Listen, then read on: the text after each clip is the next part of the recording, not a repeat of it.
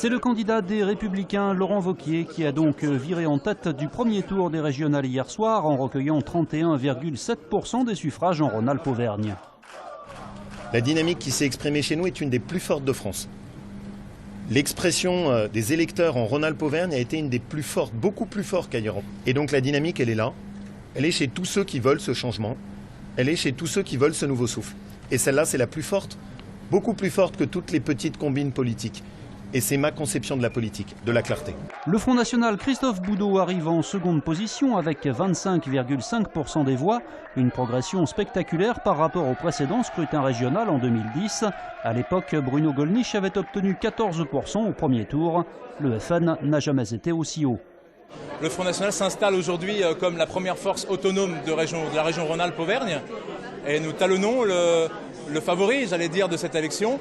Moi, je crois que ça laisse une bonne augure pour le deuxième tour parce que le Front National est aujourd'hui en phase de pouvoir bien sûr se maintenir au deuxième tour et surtout de compter pour ce deuxième tour. Nous avons quelques points à prendre finalement pour ce deuxième tour et nous pouvons gagner la région. La région se gagne dans 4 ou 5 ou 6 points. Le président socialiste sortant Jean-Jacques Kéran, quant à lui, arrive en troisième position avec 23,9% des voix. En 2010, au premier tour, il avait recueilli 25,4%. Le recul n'est donc pas si marqué que ça.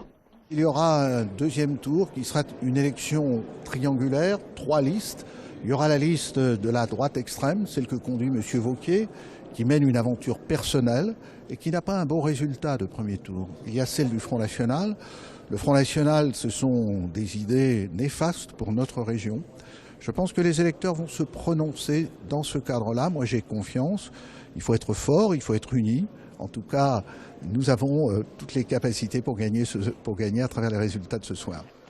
Concernant les autres candidats, ceux qui ne peuvent pas se maintenir, Jean-Charles Colas du Rassemblement écologiste et citoyen enregistre 6,90% des voix. La liste PC autour de Cécile Cukierman totalise quant à elle 5,39%. Celle du souverainiste Gerbert Rambaud obtient 2,85%. Éric Lafont, qui conduisait Nous Citoyens, recueille 1,56%. Chantal Gomez pour Lutte ouvrière, 1,25%.